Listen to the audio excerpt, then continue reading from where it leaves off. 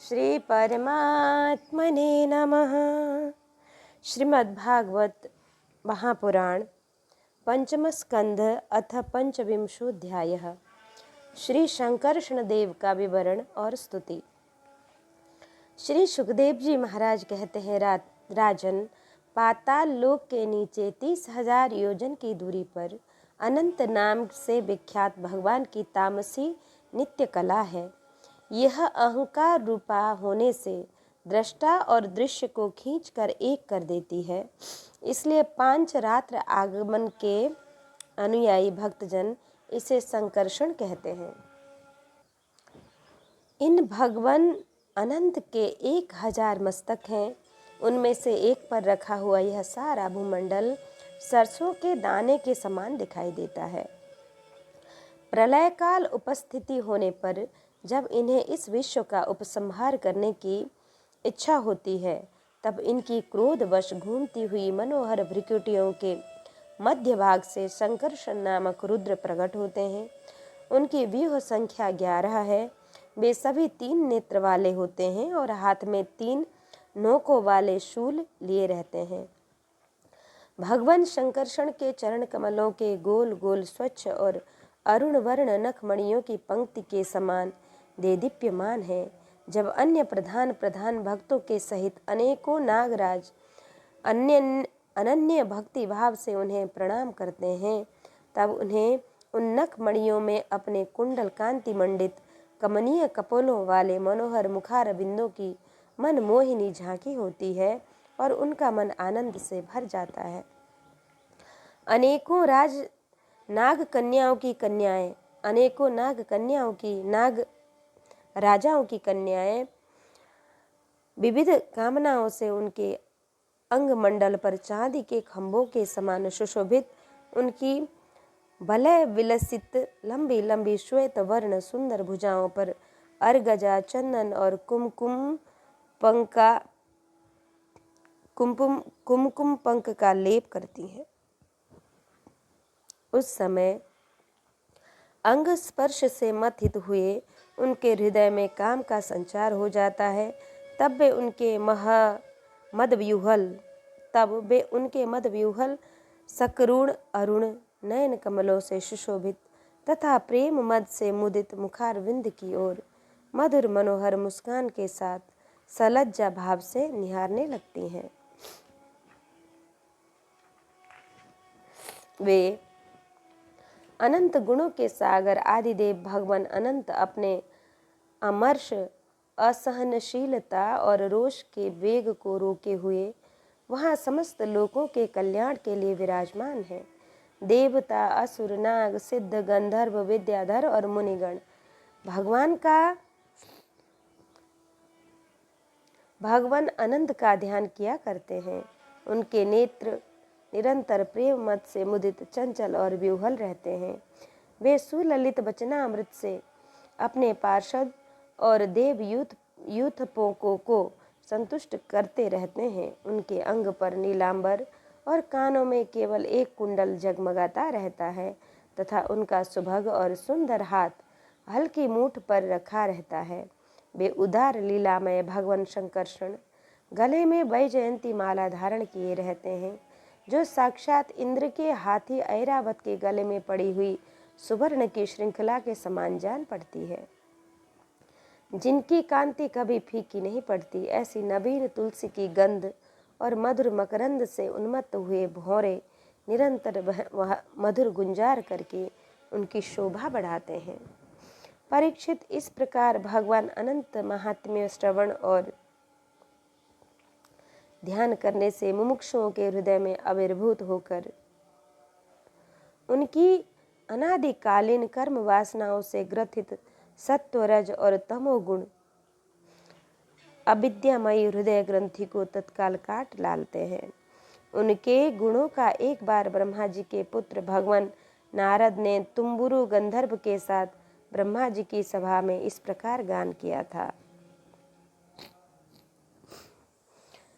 जिनकी दृष्टि पड़ने से ही जगत की उत्पत्ति, स्थिति और प्रलय के हेतुभूत सत्वादि प्राकृत गुण अपने अपने कार्य में समर्थ होते हैं, जिनका स्वरूप ध्रुव, अनंत और अकृत अनादि तथा जो अकेले होते हुए ही इस नानात्मक प्रपंच को अपने में धारण किए हुए हैं, उन भगवान शंकरषण के तत्व को कोई कैसे जान सकता है, जिनमें यह कार्य कारण रूप सारा प्रपंच भास रहा है तथा अपने निज जनों का चित्त आकर्षित करने के लिए ही हुई, जिनकी वीरता पूर्ण लीलाओं को परम पराक्रमी सिंह ने आदर्श मानकर अपनाया है, उन उदार वीर्य संकर्षण भगवान ने हम पर बड़ी कृपा करके यह विशुद्ध सत्वमय स्वरूप धारण किया है।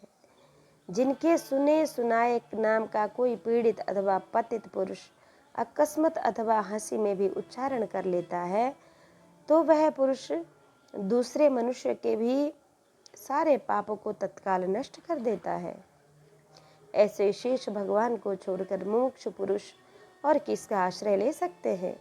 यह पर्वत, नदी और समुद्रादि से पूर्ण और संपूर्ण भूमंडल उन सहस्त्र शीर्षा भगवान के एक मस्तक पर एक रजकण के समान रखा हुआ है। वे अनंत हैं, इसलिए उनके पराक्रम का कोई परिमाण नहीं। किसी के 1000 जीवें हों तो भी उन सर्वव्यापक भगवान के पराक्रमों की गणना करने का साहस वह कैसे कर सकता है। वास्तव में उनके वीर्य, अतिशय गुण और प्रभाव असीम है। ऐसे प्रभावशाली भगवान अनंत रसातल के मूल में अपनी ही महिमा में स्थित स्वतंत्र हैं और संपूर्ण लोकों की स्थिति के लिए लीला से ही पृथ्वी को धारण किए हुए हैं। राजन, भोगों की कामना वाले पुरुषों की अपने कर्मों के अनुसार प्राप्त होने वाली भगवान की रची हुई ये गतियां हैं। इन्हें जिस प्रकार मैंने गुरुमुख से सुना था, उसी प्रकार तुम्हें सुना दिया। मनुष्य को प्रवृत्ति रूप धर्म के परिणाम में प्राप्त होने वाली जो परस्पर विलक्षण ऊंची नीची गतियां हैं, वे इतनी ही हैं। इन्हें तुम्हारे प्रश्न के अनुसार मैंने सुना दिया। अब बताओ और क्या सुनाऊं। इति श्रीमद्भागवते महापुराणे पारमहंस्यां संहितायां पंचमस्कन्धे भुवि वरविद्युपवर्णनं नाम पंचविंशोऽध्यायः। अथ षड्विंशोऽध्यायः। राजा परीक्षित ने पूछा, महर्षि, लोगों को जो ये ऊंची नीची गतियां प्राप्त होती हैं, उनमें इतनी विभिन्नता क्यों है। तब श्री सुखदेव जी ने कहा, राजन, कर्म करने वाले पुरुष सात्विक, राजस और तामस 3 प्रकार के होते हैं तथा उनकी श्रद्धाओं में भेद रहता है। इस प्रकार स्वभाव और श्रद्धा के भेद से उनके कर्मों की गतियां भी भिन्न भिन्न होती हैं और न्यूनाधिक रूप में ये सभी गतियां सभी कर्ताओं को प्राप्त होती हैं। इसी प्रकार निषिद्ध कर्म रूप पाप करने वाले को भी उनकी श्रद्धा की असमानता के कारण समान फल नहीं मिलता। अतः अनादि अविद्या के वशीभूत होकर कामना पूर्वक किए हुए उन निषिद्ध कर्मों के परिणाम में जो हजारों तरह की नार की गतियां होती हैं, उनका विस्तार से वर्णन करेंगे। राजा परीक्षित ने पूछा, भगवान, आप जिनका वर्णन करना चाहते हैं वे नरक इसी पृथ्वी के कोई देश विशेष हैं अथवा त्रिलोकी से बाहर या इसी के भीतर किसी जगह है। श्री सुखदेव जी ने कहा, राजन, ये त्रिलोकी के भीतर ही हैं तथा दक्षिण की ओर पृथ्वी से नीचे जल के ऊपर स्थित हैं। इसी दिशा में अग्निस्वात आदि पितृगण रहते हैं। वे अत्यंत एकाग्रता पूर्वक अपने वंशधरों के लिए मंगल कामना किया करते हैं। उस नरक लोक में सूर्य के पुत्र पितृराज भगवान यम अपने सेवकों के सहित रहते हैं तथा भगवान की आज्ञा का उल्लंघन न करते हुए अपने दूतों द्वारा वहां लाए हुए मृत प्राणियों को उनके दुष्कर्मों के अनुसार पाप का फल दंड देते हैं। परीक्षित, कोई लोग नरकों की संख्या 21 बताते हैं। अब हम नाम, रूप और लक्षणों के अनुसार उनका क्रमशः वर्णन करते हैं। उनके नाम ये हैं: तामिस्र, अंधतामिस्र, रौरव, महारौरव, कुंभीपाक, कालसूत्र, असीपत्रवन, सूकरमुख, अंधकूप, कृमिभोजक, संदश, तप्त सूर्मी, वज्रकंटक, शाल्मली, वैतरणी, पुयोद, प्राणरोध, विषसन, लालाभक्ष, सारमेयादन, अभिची और अयपान।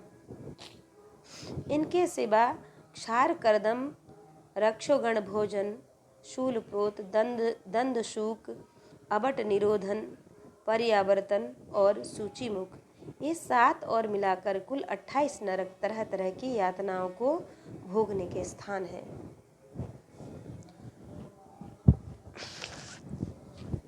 जो पुरुष दूसरे के धन, संतान अथवा स्त्रियों का हरण करता है, उसे अत्यंत भयानक यमदूत कालपाश में बांधकर बला तामिश्र नरक में गिरा देते हैं। उस अंधकारमय नरक में उसे अन्न जल न देना, डंडे लगाना और भयानक और भय दिखलाना आदि अनेक प्रकार के भयानक उपायों से पीड़ित किया जाता है। इससे अत्यंत दुखी होकर वह एकाएक मूर्छित हो जाता है। इसी प्रकार जो पुरुष किसी दूसरे को धोखा देकर उसकी स्त्री आदि को भोगता है, वह अंध तामिश्र नरक में पड़ता है। वहाँ की यातनाओं में पड़कर वह जड़ से कटे हुए वृक्ष के समान वेदना के मारे सारी सुध-बुध खो बैठता है और उसे कुछ भी नहीं सूझ पड़ता। इसी से उस नरक को अंध तामिश्र कहते हैं। जो पुरुष इस लोक में यह शरीर में हूँ और ये स्त्री धनादि मेरे हैं, ऐसी बुद्धि से दूसरे प्राणियों से द्रोह करके निरंतर अपने कुटुंब के ही पालन पोषण में लगा रहता है, वह अपना शरीर छोड़ने पर अपने पाप के कारण स्वयं ही रौरव नरक में गिरता है। इस श्लोक में उसने जिन जिन जीवों को जिस प्रकार कष्ट पहुंचाया होता है,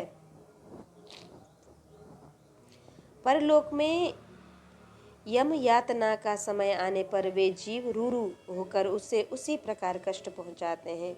इसलिए इस नरक का नाम रौरव है। रूरू सर्प से भी अधिक क्रूर स्वभाव वाले एक जीव का नाम है। ऐसा ही महारौरव नरक है।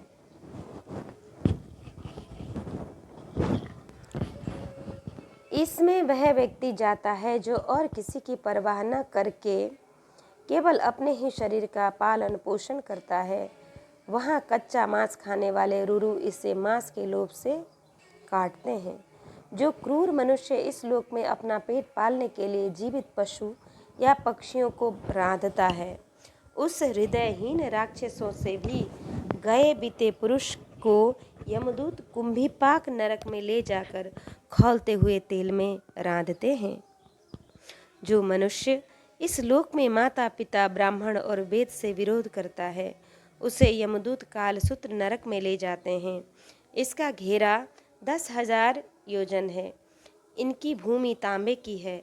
इसमें जो तपा हुआ मैदान है, वह ऊपर से सूर्य और नीचे से अग्नि के दाह से जलता रहता है।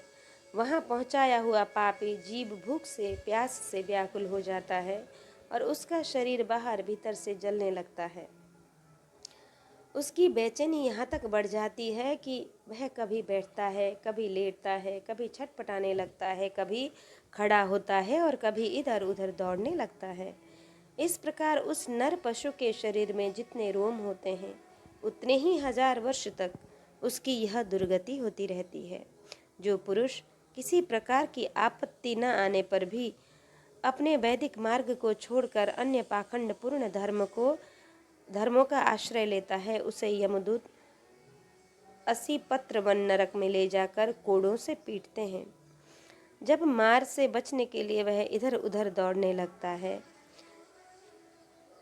तब उसके सारे अंग तालबन के तलवार के समान पैने पत्तों से जिनमें दोनों ओर धारें होती हैं, टूक टूक होने लगते हैं।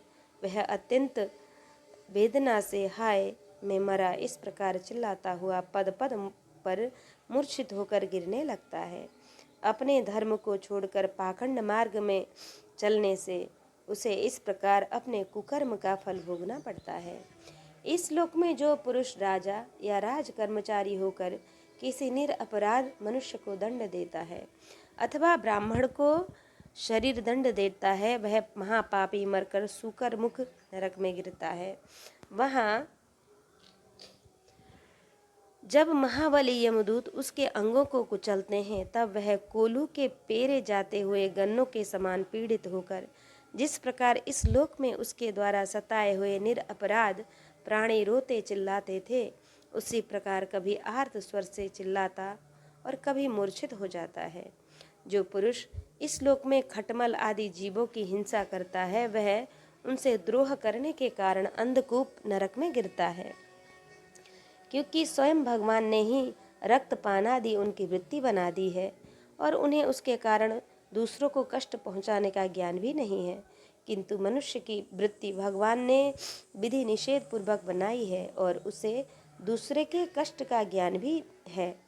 वहाँ वे पशु, मृग, पक्षी, सांप आदि रेंगने वाले जंतु, मच्छर, जू, खटमल और मक्खी आदि जीव जिनसे उसने द्रोह किया था, उसे सब ओर से काटते हैं। इसी से उसकी निद्रा और शांति भंग हो जाती है और स्थान न मिलने पर भी वह बेचैनी के कारण उस घोर अंधकार में इस प्रकार भटकता रहता है जैसे रोगग्रस्त शरीर में जीव छटपटाया करता है। जो मनुष्य इस लोक में बिना पंच महायज्ञ किए तथा जो कुछ मिले उसे बिना किसी दूसरे को दिए स्वयं ही खा लेता है, उसे कौवे के समान कहा गया है। वह परलोक में कृमि भोजक नामक निकृष्ट नरक में गिरता है। वहाँ 1,00,000 योजन लंबा चौड़ा एक कीड़ों का कुंड है, उसी में उसे भी कीड़ा बनकर रहना पड़ता है और जब तक अपने पापों का प्रायश्चित न करने वाले उस पापी के बिना दिए और बिना हवन किए खाने के दोष का अच्छी तरह शोधन नहीं हो जाता, तब तक वह उसी में पड़ा पड़ा कष्ट भोगता रहता है। वहाँ कीड़े उसे नोचते हैं और वह कीड़ों को खाता है। राजन, इस लोक में जो व्यक्ति चोरी या बरचोरी से ब्राह्मणों के अथवा आपत्ति का समय न होने पर भी किसी दूसरे पुरुष के सुवर्ण और रत्नादि का हरण करता है, उसे मरने पर यमदूत संदेश नामक नरक में ले जाकर तपाए हुए लोहे के गोलों से दागते हैं और संडसी से उसकी खाल नोचते हैं। इस लोक में यदि कोई पुरुष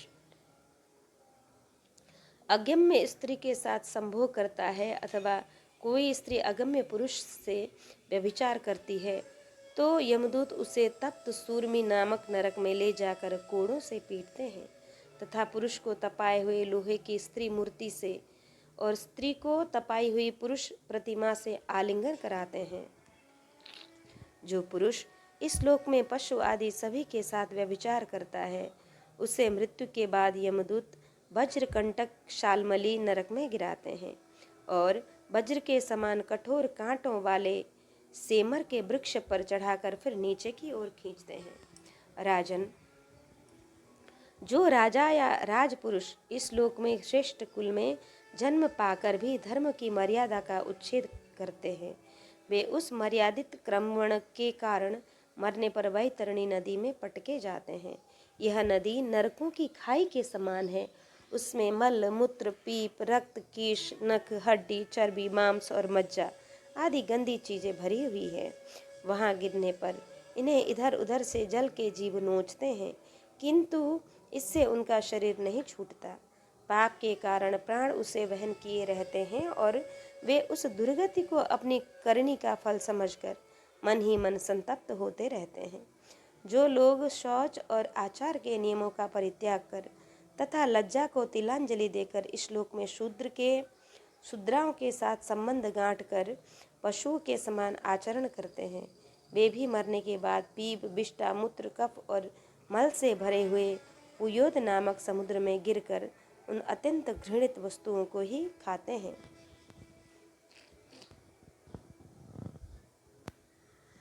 इस लोक में जो ब्राह्मण आदि उच्च वर्ण के लोग कुत्ते या गधे पालते हैं और शिकार आदि में लगे रहते हैं तथा शास्त्र के विपरीत पशुओं का वध करते हैं, मरने के पश्चात वे प्राण रोध नरक में डाले जाते हैं और वहां यमदूत उन्हें लक्ष्य बनाकर बाणों से बींधते हैं। जो पाखंडी लोग पाखंड पूर्ण यज्ञों में पशुओं का वध करते हैं, उन्हें परलोक में विषसन नरक में डालकर वहां के अधिकारी बहुत पीड़ा देकर काटते हैं। जो द्विज कामातुर होकर अपनी सवर्णा भार्या को वीर्यपान कराता है, उस पापी को मरने के बाद यमदूत वीर्य की नदी लाल भक्ष नामक नरक में डालकर वीर्य पिलाते हैं। जो कोई चोर अथवा राजा या राजपुरुष इस लोक में किसी के घर में आग लगा देते हैं, किसी को विष दे देते हैं अथवा गांवों या व्यापारियों की टोलियों को लूट लेते हैं, उन्हें मरने के पश्चात सारमेयादक नामक नरक में वज्र की सी दाढ़ों वाले 720 यमदूत कुत्ते बनकर बड़े वेग से काटने लगते हैं।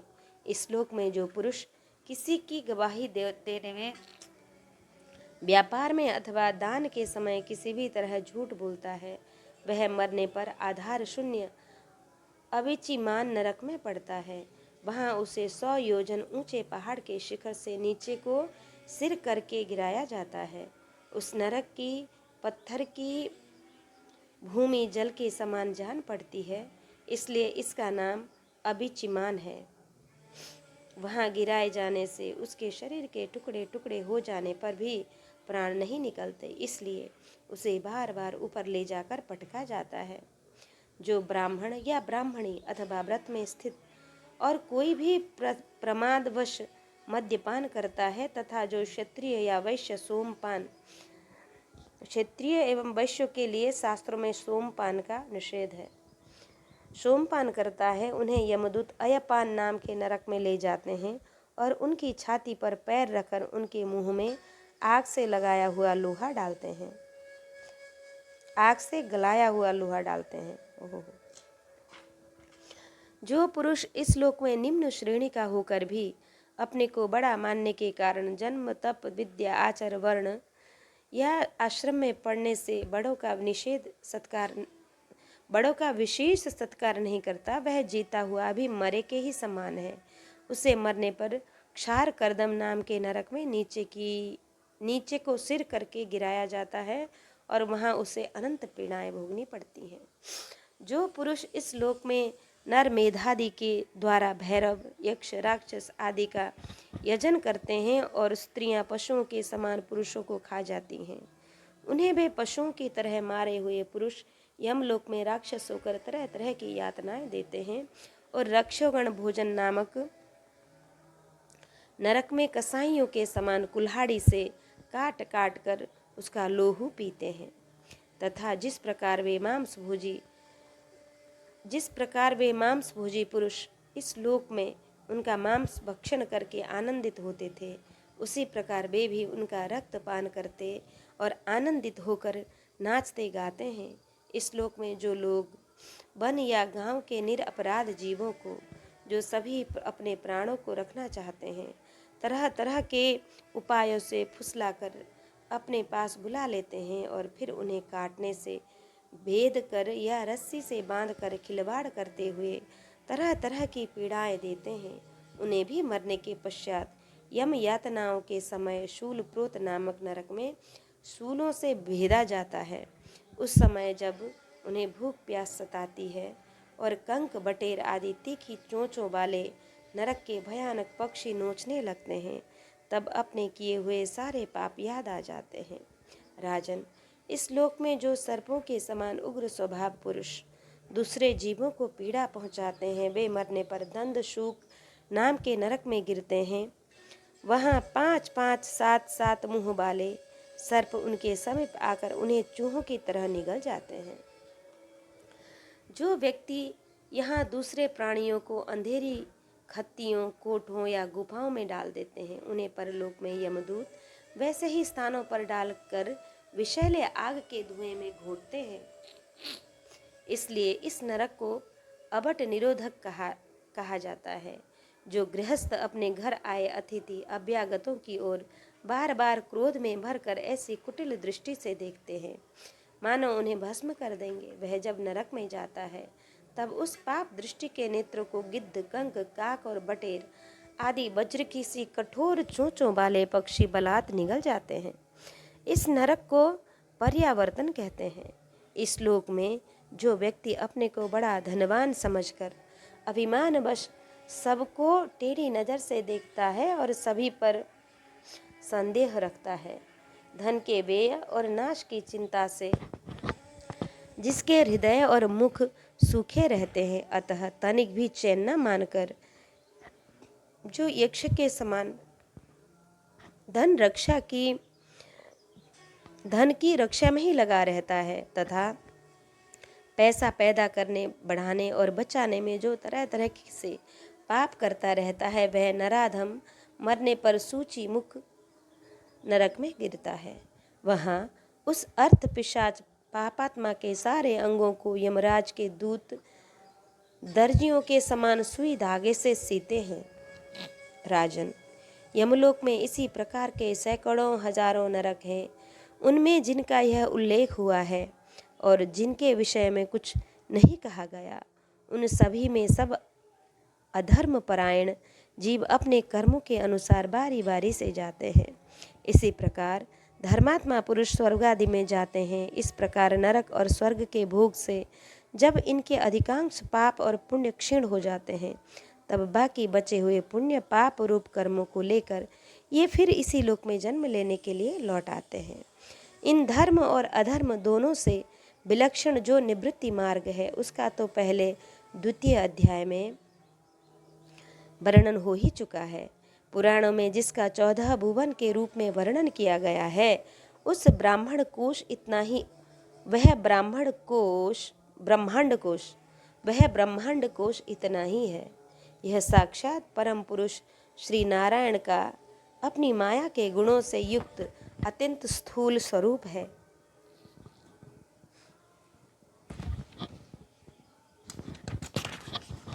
इसका वर्णन मैंने तुम्हें सुना दिया। परमात्मा भगवान का उपनिषदों में वर्णित निर्गुण स्वरूप यद्यपि मन बुद्धि की पहुंच से बाहर है, तो भी जो पुरुष इस स्थूल स्वरूप का वर्णन आदर पूर्वक पढ़ता, सुनता या सुनाता है, उसकी बुद्धि श्रद्धा और भक्ति के कारण शुद्ध हो जाती है और वह उस सूक्ष्म स्वरूप का भी अनुभव कर सकता है। यति को चाहिए कि भगवान के स्थूल और सूक्ष्म दोनों प्रकार के रूपों का श्रवण करके पहले स्थूल रूप में चित्त को स्थिर करे, फिर धीरे धीरे वहां से हटाकर उसे सूक्ष्म में लगा दे। परीक्षित, मैंने तुमसे पृथ्वी, उसके अंतर्गत द्वीप, वर्ष, नदी, पर्वत, आकाश, समुद्र, पाताल, दिशा, नरक, ज्योतिर्गण और लोकों के स्थिति का वर्णन किया। यही भगवान का अति अद्भुत स्थूल रूप है, जो समस्त जीव समुदाय का आश्रय है। इति श्रीमद्भागवते महापुराणे वैयासिक्यामष्टादश शास्त्र्यां पारमहंस्यां संहितायां पंचमस्कन्धे नरकानुवर्णनं नाम षड्विंशोऽध्यायः। इति पंचमस्कन्ध समाप्तः। हरि ओम तत्सत्। श्री कृष्ण गोविंद हरे मुरारे, हे नाथ नारायण वासुदेव, अनंत वैकुंठ मुकुंद कृष्ण, गोविंद दामोदर माधवेति।